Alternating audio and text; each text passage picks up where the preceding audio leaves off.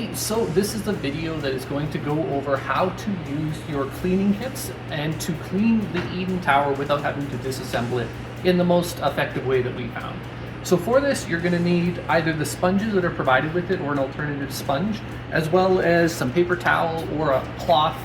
These will be getting used up as you clean up your garden. However, it's still a lot easier than taking everything apart and soaking it.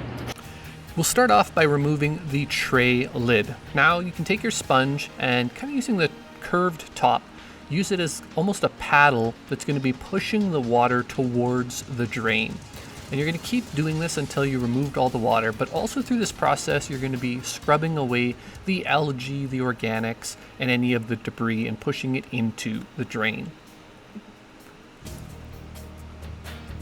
Included in the clean kit is this handy little brush, and it's great for getting into the tight little crevices that you can't reach a sponge. So it's great for scrubbing the areas that were much harder to reach before.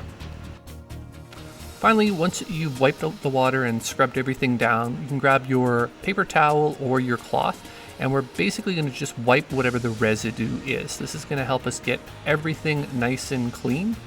And we'll do this all the way around. So one thing to mention is that you don't need to have this 100% clean. Our goal is to get about 90-95% of the clean so that when we start our garden up again, we can go for quite a while before having to clean it. So I'm just going to continue using this method for all of the remaining trays. We start at the top and we're going to be pushing all the water and the debris all the way back down into the reservoir. So this isn't a replacement for ever deep cleaning your tower. We still recommend doing that once a year. This is basically a quick way for you to clean the tower 90-95% without having to take it apart. Once we're done pushing all the water into the reservoir, we are going to shut the valve from the pump, and we're going to remove the silicone fitting off the valve where we'll later be attaching our hose. We will take the hose that's provided with the cleaning kit and attach it to the side that we just removed. Then we're going to take the collapsible bucket and push it out to fully extend it. From there we can put our hose into that bucket.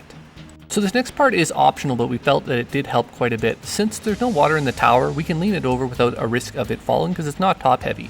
And I do this by taking the access lid and putting it in the back corner so all the water is pooling towards the pump. What this does is it makes sure that when I start my pump, I can get all of the water out of the reservoir. We're doing this so that when we turn on the pump, we get all of the water before it loses prime. We're going to plug in the pump with the valve still closed, of course.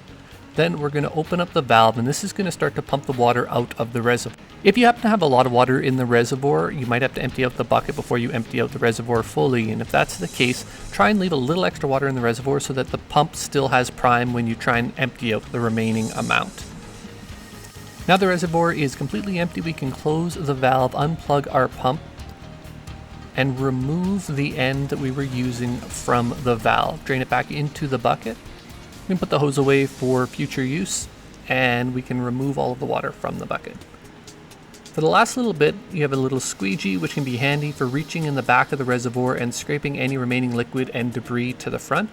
And from there, we're going to use a cloth, paper towel, whatever you have handy to remove the remaining water and debris out of the tower. We can then connect our pump back up, open up the valve. If we use the access door to lean over the tower, we can remove that now. After we've finished cleaning all of our parts, a good practice is to sanitize them with either vinegar or hydrogen peroxide, and this will just help keep everything clean longer. Begin reassembling all of the lids for the tower. And at this point, you are clean and ready to add some fresh water and nutrients to your tower to start growing again.